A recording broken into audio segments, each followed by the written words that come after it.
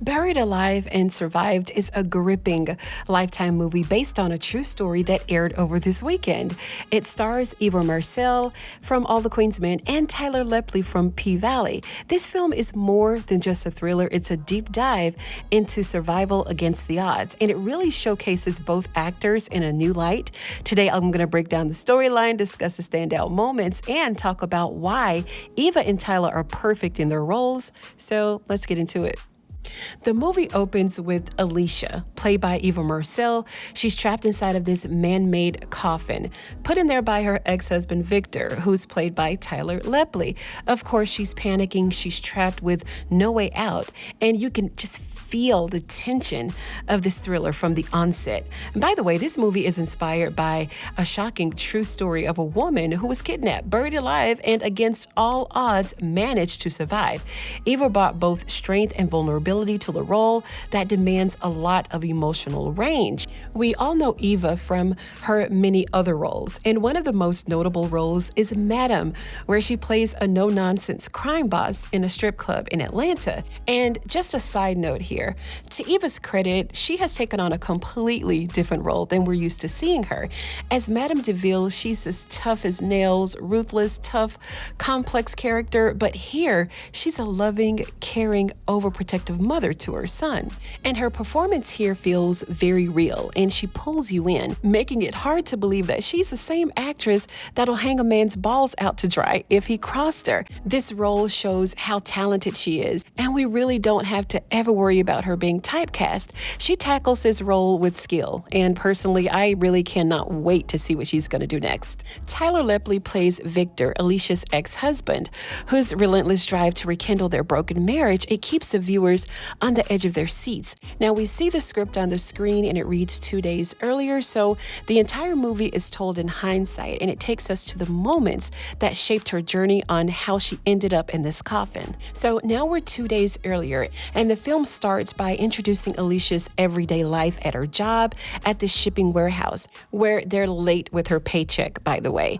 And when her friend Joe came by to let her know that they had this issue with her social security number in the new payroll system, she jumped. She flinched a little bit. And this establishing scene, it told us a couple of things about this main character.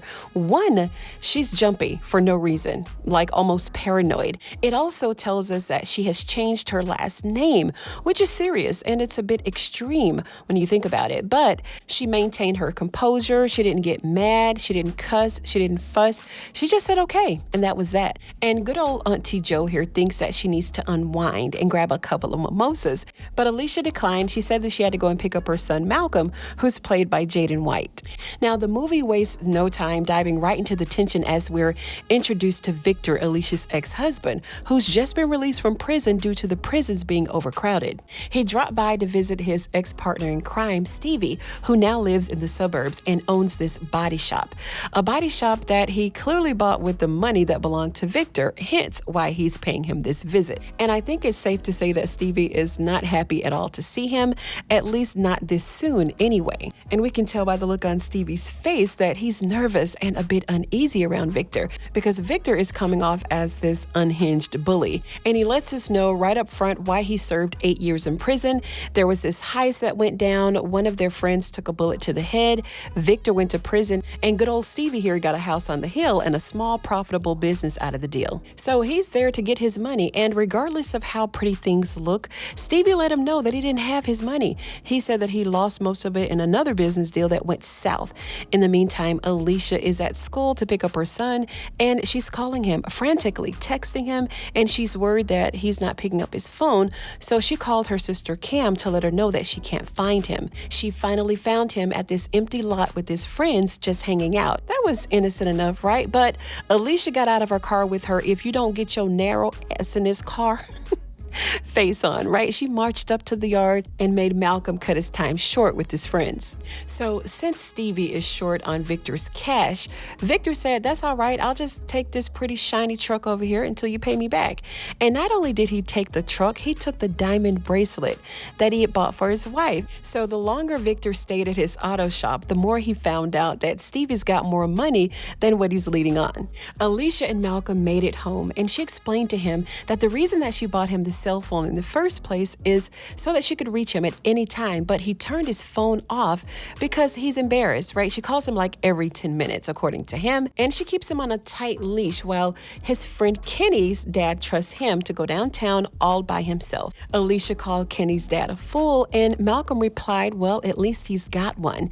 And Malcolm wants his dad in the home, like his friend Kenny, of course, but Alicia told him that his dad left them, and that's just what it is.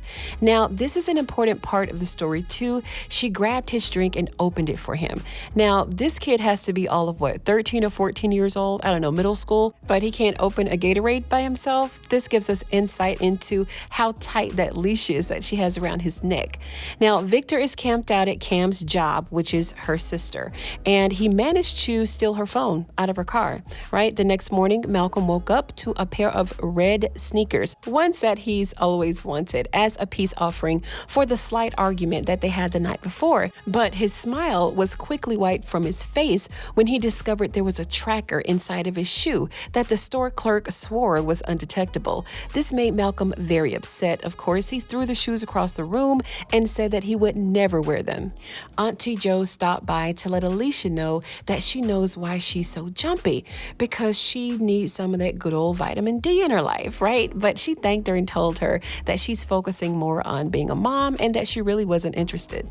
Then Cam called her using a borrowed phone from her neighbor, and we found out during this conversation that Alicia is afraid of dating because she's basically still traumatized from the relationship that she had with her ex-husband Victor and their failed marriage. Victor stopped by the basketball court to introduce himself to Malcolm as his father, and to prove it, he showed Malcolm a picture of them when he was just a kid. So he took it upon himself to go home with Malcolm and was there to greet Alicia when she got home from work. It was as if she had seen a ghost. She ran back into the kitchen, not knowing what to do. He tried to give her the diamond bracelet that he stole from his friend, but all she wants to know is what he's doing out of jail. He explained to her that the only way that he found her was from the contacts in her sister's phone, and he's trying to convince her that he's not the same man that he was before he went to prison, but she's not buying it. He's telling her all about his prison chronicles, how much he missed his family, yada yada, and then he bartered this deal with her to take them all out to dinner, and if she doesn't see that he's a changed man, then all of his efforts will cease. She ran back into the kitchen and called her sister instead of the police, which is the only thing that really bothered me about this movie, and her sister knows exactly how dangerous this clown is. He cracked Alicia's ribs and broke her nose, right? And they're all sitting there on the phone debating if she should go to dinner with him or not. Really? He promised his son that he was not going to make any of the mistakes that he made as a young man, and he was going to be there to make sure of it. He was trying to sweet talk his way back into her life, and she had to remind him that the last time that she saw him, he had a knife to her neck. And during their conversation, he got triggered by the fact that Alicia took her wedding ring off, and he was visibly upset about this, but still hopeful. He dropped them both off at home, and he tried to stay there, but she managed to brush him off, and as soon as she got back into the house, she started taking off her clothes, and she warned her son Malcolm that they had to pack their bags right away because they were moving. She finally confessed to her son that his dad is a very dangerous man. And now Malcolm's all upset because she failed to tell him that his dad was in prison. And he thinks that she's lying about him being dangerous because initially she told him that he left them. Then here again, we see her talking to her sister instead of the police. She told her that they're going to have to move, and I don't know, for some reason the sister saw this as normal, and she didn't call the police either. Alicia left to put that last bag inside the car and saw Victor's crazy ass standing by the car. When Malcolm came outside to see what was going on, he all but threatened his own son with a knife and told Alicia to make him go back inside. Victor then told Malcolm that he was now the man of the house, while he and Alicia rode off into the sunset to his musty hotel room. It didn't take long for him to blow his lid, leaving Alicia fearing for her life yet again. Then he took this moment to begin telling her how crazy he really was, about how he talked to his shrink every day and how he was off his meds. He yelled and screamed at her, roughed her up a little bit, tossed her around, before he bound her up with duct tape and sat her inside the tub while he went outside to get rid of the rest of her bags. And while he was out there, he saw this large box, large enough to shove her body into. So he loaded it up into the truck. Then he went back to her house to grab a shovel and Malcolm's phone, just to be sure that he didn't think about calling anyone, and so that he wouldn't receive any calls either. He told Malcolm that he and his mom are going to get back together and they were going to be a family again. So now they're riding in the truck, and although Alicia's hands were bound, she managed to open the door and she tried to run, but he caught up with her. He dug a ditch, opened the box, and he ignored her many pleas for her life.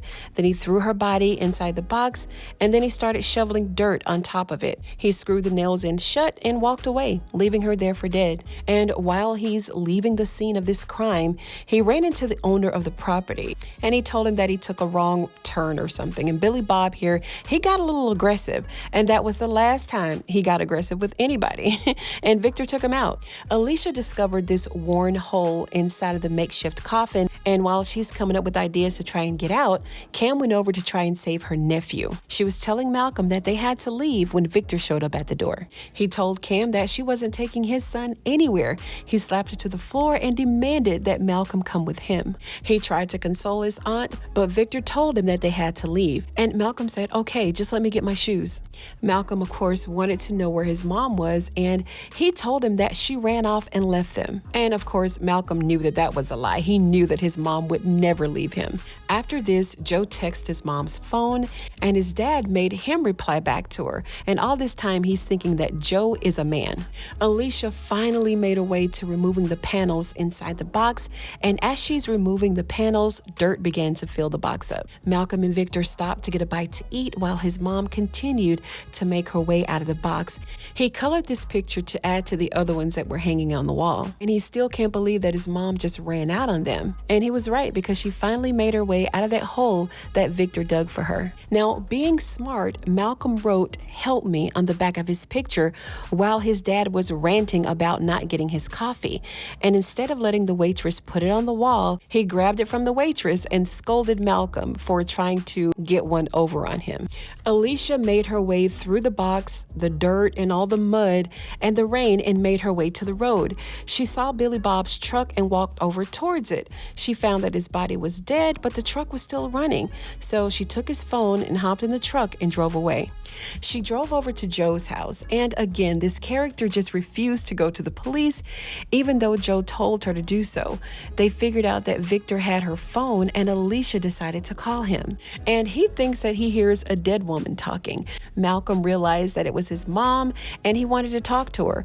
Malcolm then apologized to his mom and told her that he was sorry and that he was wearing the shoes that she had bought for him. And here is where Alicia decided that she wanted to get hard and that she wanted to be gangsta, and told him not to hurt her son. So instead of calling the police, she started tracking them herself from the shoes that Malcolm had on. But there is a good reason why she just didn't call the police this entire movie, and it's because she knows that if Victor thinks that the police are coming, that he'll spaz out and hurt Malcolm. When Joe came out of the bathroom to try to tend to that cut on Alicia's forehead, she found that Alicia was gone. She gave the police her location, and she continued to trail them. The tracker led her to this abandoned house where Victor was there with Malcolm tied up in the truck. She found herself at his mercy again when she stabbed him, and he shot the gun. It went off. She ran through the woods and ended up at this church. She then went inside and locked the door. So he began shooting through the window and chasing her throughout the church, shooting at her the whole time. He finally slowed down from that stab wound that he got from Alicia when they were at that abandoned house. He began rambling about the portion of their marriage vows where they say, "Until death do you part," and then he tried to shoot her this one last time. But all the bullets were gone. By now, the police have surrounded the church, and then Victor walked out. He faced his fate. Even though he knew that he was out of bullets, he raised the gun anyway. He knew it was over. He was done. They killed him right there on the spot. Malcolm managed to wiggle his arms away from the steering wheel and ran up into his mother's arms. The movie concluded a few months later with Alicia getting all dolled up for a date with Joe's cousin. end scene. Eva Marcille is definitely the heart of this movie. She stepped into a more vulnerable but equally powerful role as she balanced fear and determination and raw emotion, making her fight to survive feel real, and it was very personal. And when she was struggling inside of that box, you could really see the fight in her eyes as she was struggling to breathe, scratching at the dirt, and just refusing to give up. And in my opinion, her performance was very raw, it was unpolished, and she barely held it all together. I mean, character-wise, she did a phenomenal job. I really enjoyed her performance. And let's move on to Tyler Lepley. He was so far from the tough and sexy Diamond in P-Valley. Well, the sexy ain't going nowhere, but he also embodied the role of Victor. And I truly believe that he was this crazed psycho ex-husband who was fresh out of prison, off the meds, and he wanted his family back. He was Victor. This character was flawed, and although he was mentally disturbed, he displayed many layers through his desperation. His performance kept the tension high, and he kept the audience emotionally invested. The direction and the cinematography also played a significant role in enhancing the story. The use of close-ups during her scenes underground were very intense. The claustrophobia, it made viewers feel trapped inside the coffin with her. The pacing is another strong point. The film doesn't waste any time with unnecessary subplots. It was focused and it was very tight. Every scene served a purpose, whether to build the tension, reveal more about the characters, or just push the story forward. And my final thoughts, overall, it's a must-watch. Eva Marcille and Tyler Lepley, they delivered standout performances, hands down. So if you're a fan of crime stories and thrillers, or just want to see Eva and Tyler in roles that challenge their usual TV personas, then this movie is definitely worth your time. This story will stick with you long after the credits roll, reminding us all of the power of hope, of love, and the unbreakable human spirit. I'm going to see you in the next one.